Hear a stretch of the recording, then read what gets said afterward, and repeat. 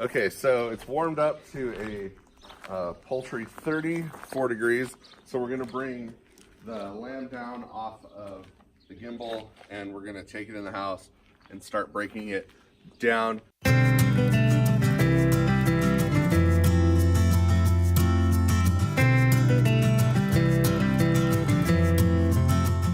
So what I will more than likely do is break off the rear legs across the back, right about where the sirloin is, or would be on, like, say, a cow, a bigger cut of meat you might be familiar with. And then I'll take the neck off at about the shoulders and isolate that loin. And then we'll bone the loin out. I'll cut all the rib meat out. We'll take the tenderloin out, and then we'll just start cutting stuff up for ground meat. And all ground lamb is basically stew meat that you grind. So we'll take all the roasts and cut the meat off of that. Pretty much just bone everything off of the carcass and get it going. And then we'll run it through our meat grinder at the end. Here's our lamb.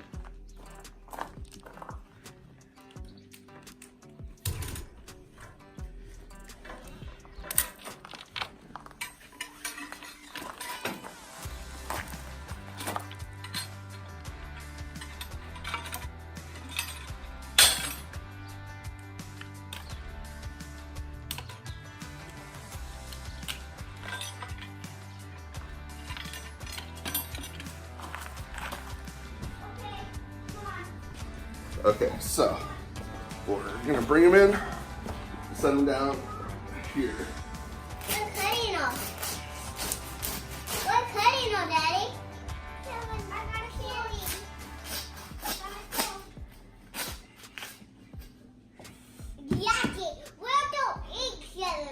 We're gonna start breaking this guy down. Please forgive the dull roar in the background. We've got children, so yeehaw. So what we're gonna do, we're gonna cut along here. We're gonna take the meat off the sides. This on a pig, this would be the bacon. This is probably like the easiest form of butcher. All we're doing is cutting the meat off the bones to make ground lamb. We don't have to necessarily worry about cutting slicing cuts of meat. So what we'll do is we'll just break it down into larger muscle groups, and then in turn break those into larger muscle groups. So let's get this guy into a size that we can work on.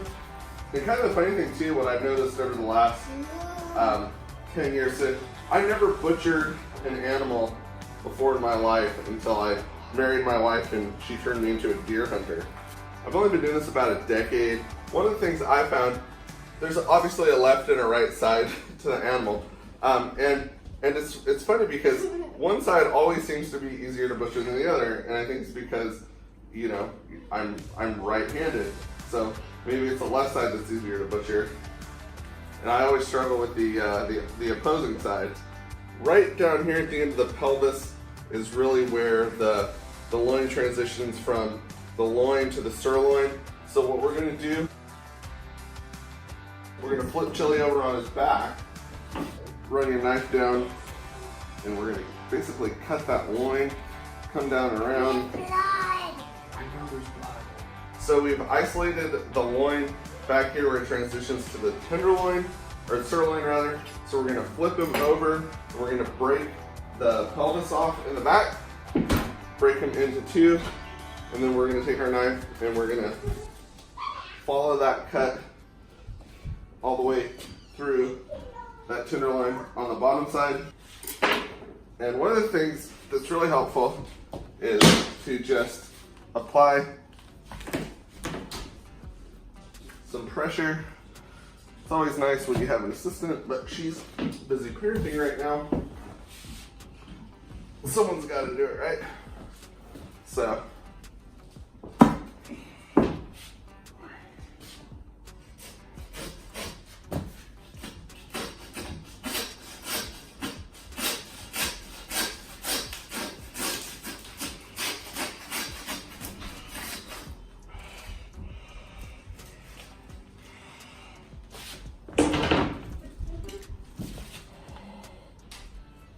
So there we go.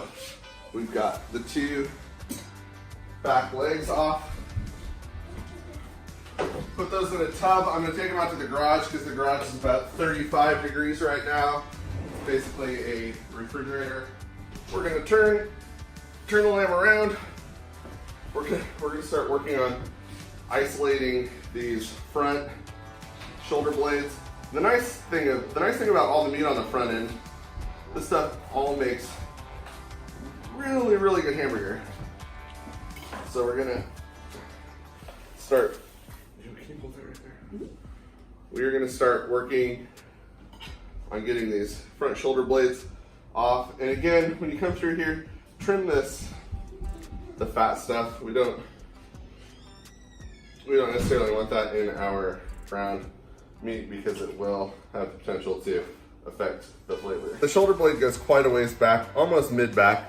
So we'll cut this connective muscle off, and then we can take our knife and just come along here, along the shoulder blade.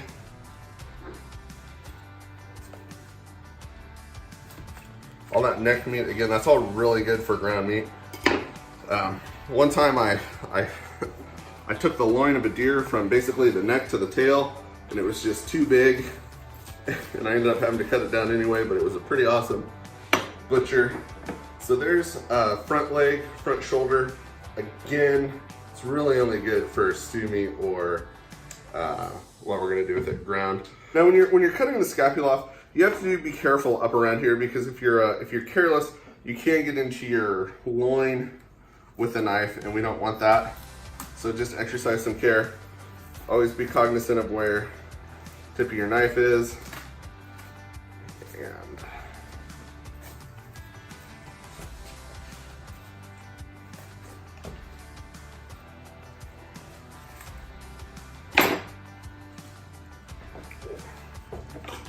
so then we will get our knife up under here. So those are the layers of muscle that wrap over the top of the loin and the shoulder. We got our second leg free. So now we have the ribs, the neck, and the back with those really yummy loins we're going after.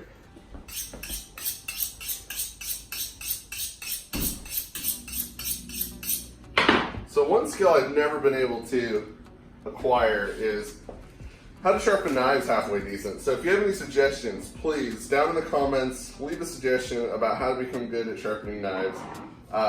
There's a guy at our local farmer's market that does it.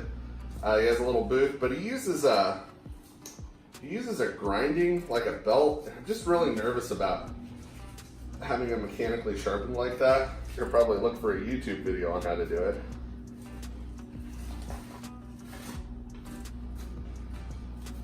This is great. You just run it's like filleting a fish almost. You just run your knife along the ribs and cut it all off. So it comes off in sheets. And when we're all done, we'll cut it into strips for the meat grinder. And again, as you work your way down towards the loin, just be really, really careful if you're at all interested in preserving the loins as a cut of meat. So I'm gonna switch to my good Victorinox boning knife. We'll link some. We'll put some links in the description to where you can get these knives. They're made in Switzerland. I actually bought this locally at a butcher shop. It's what the butcher down the road uses. So that's how you know it's legit. And if you've never butchered before and you kind of want to get a hang of it, the nice thing is animals have been created with muscle groups. So there's a little bit of an idea of how to take them apart. If all else fails, you just start working from muscle group to muscle group. Layers of fascia between them. Kind of like an onion, start on the outside and work your way in. So the thing that got us into processing our own animals, when we lived in California, we took a deer to a neighborhood butcher shop. like a little grocery store with a meat department.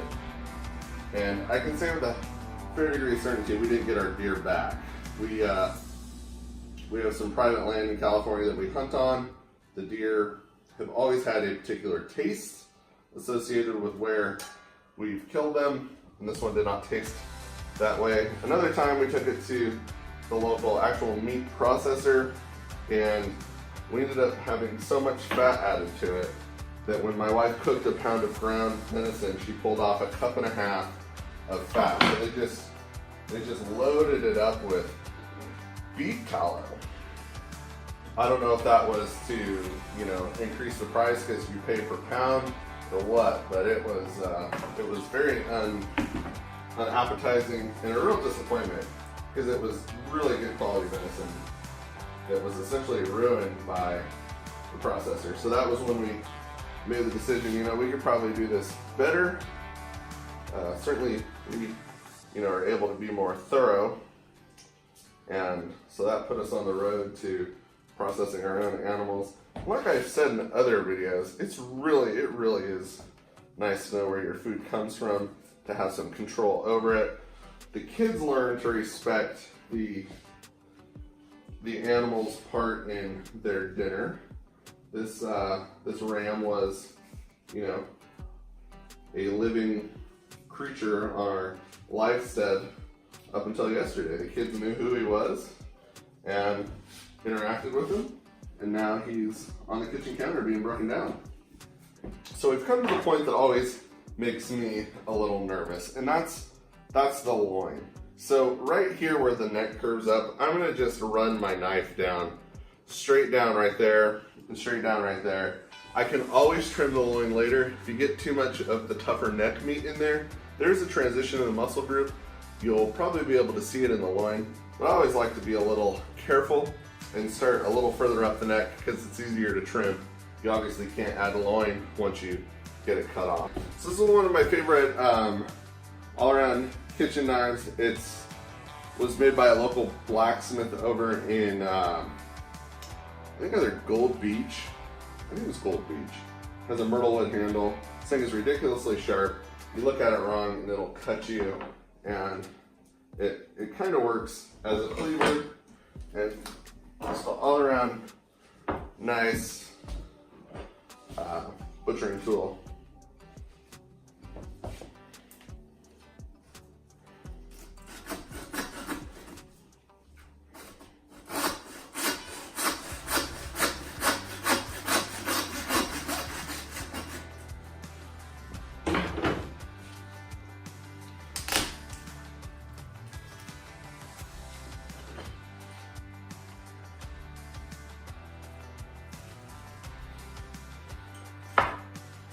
There we go, there's the neck. So before we get to work on the regular loins, let's pull these tenderloins out. So it's on the back side of the vertebra right there.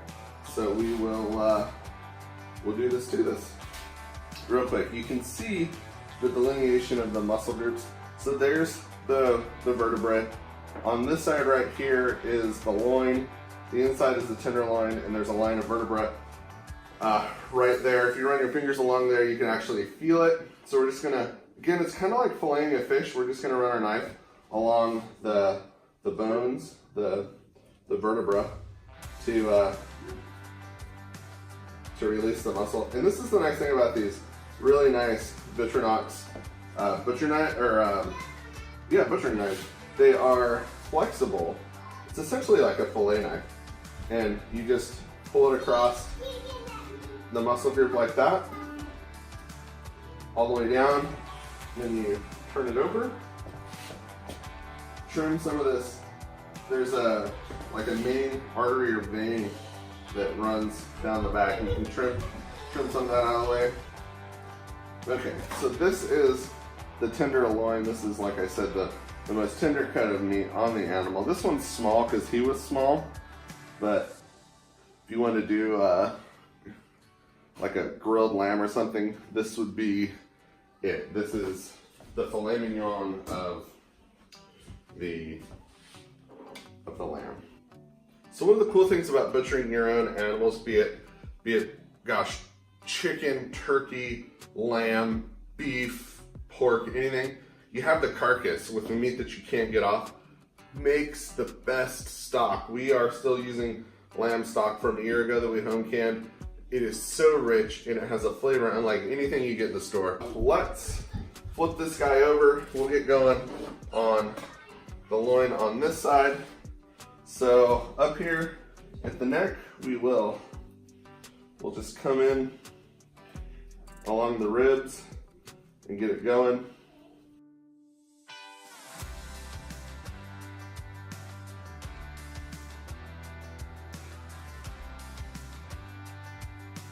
So lately, one of our favorite things to do with lamb loin is to cut it into medallions and just season it with salt and pepper and cook it over our hillbilly hibachi that we have outside and on skewers, and it is so good. It's so flavorful, and you sear it off so it's medium in the middle, and it's just the best way I've ever found to have lamb.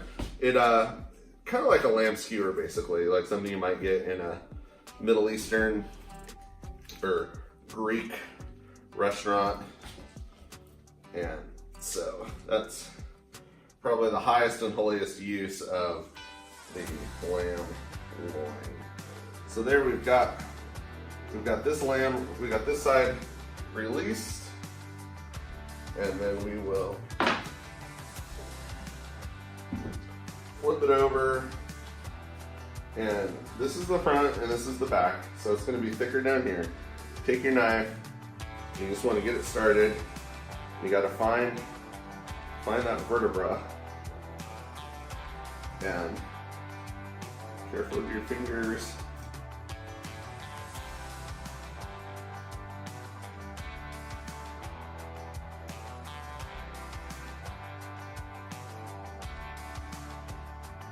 Like I said earlier, I am not a professional. I've never had any formal training in the art of butchery. So if you have any suggestions, if I'm maybe not doing something right, please do let me know.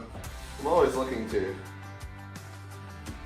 honor the crafts that I emulate and strive to become good at. And so there you go. There is the loin. So this is the neck end, and then we come down, and then right here it starts transitioning into the tenderloin where those muscle groups overlap. Okay, so this is the rib cage, what's left of the ribs and the meat on the vertebrae. I'm really super uptight. You're going through the effort to get as much meat off of this as possible. We're grinding it. So I go through and I cut the meat out from all the ribs. So it is what it is. But we try to, I guess in a way, we try to honor the sheep for all it's worth by cutting out as much as we can in terms of meat.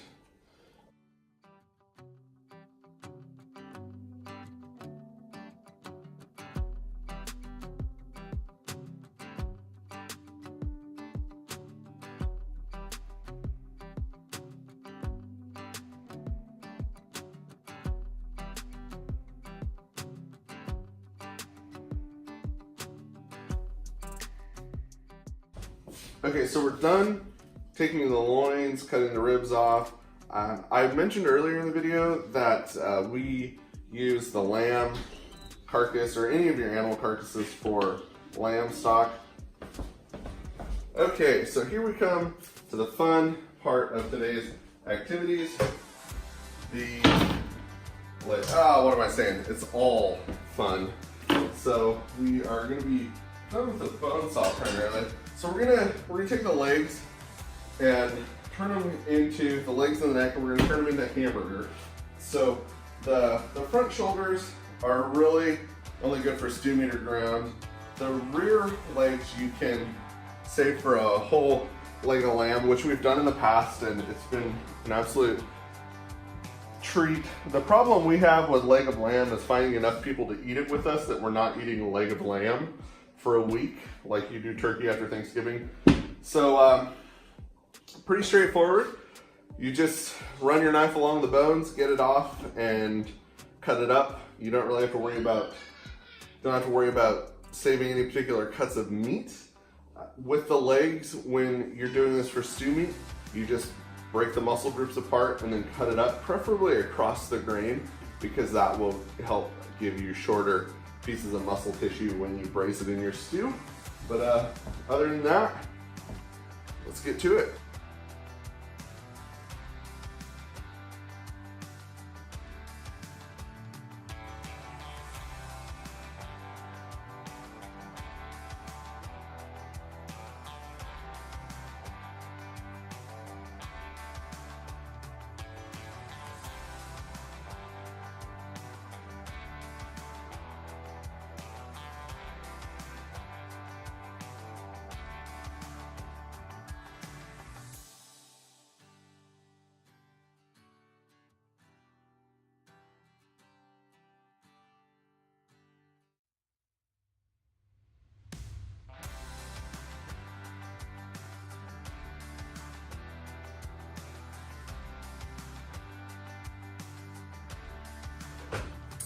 So I'm done cutting all of the burger off of the legs. As you can see, there's some meat left over.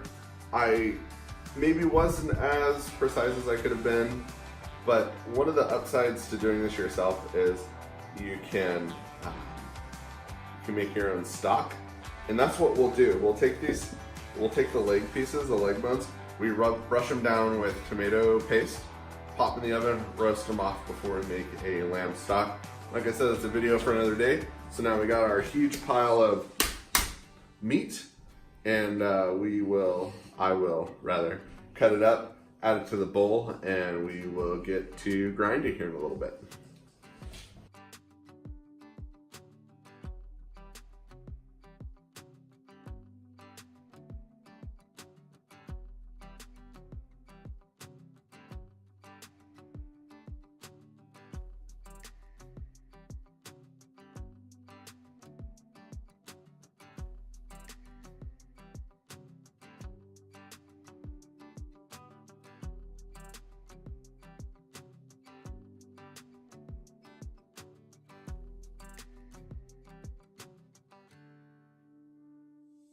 So for a quick recap, we're done with this portion. We have all of the meat ground. It took 11 minutes from start to finish to grind the entire lamb.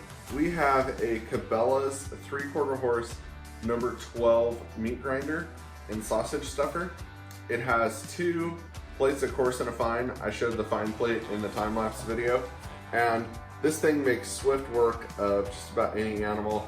This is sort of on the, not mid-range, but between mid-range and upper range for the size of animals you can do. I believe it has about a 90% duty cycle, so I think that breaks down to about 15 minutes of every hour you can run it, and then you have to let it stop and rest for 10. We've never used it for more than 15 minutes at a time, and I think that's when we did 2 deer back to back. So it's a great piece of machinery. We will link in the description to the equipment we use, from the food processing tubs to the meat grinder to the Victorinox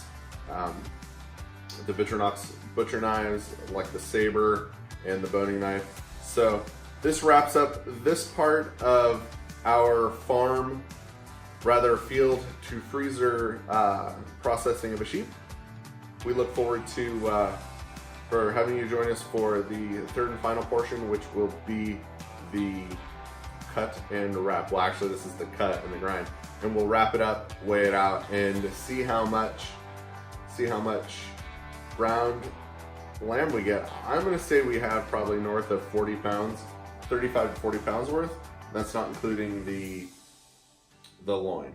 So it's a great use of ram we couldn't sell. He was still young enough to butcher. It's kind of a shame, but better than going to waste or feeding an animal you don't need. They're not pets. They are a commodity after all.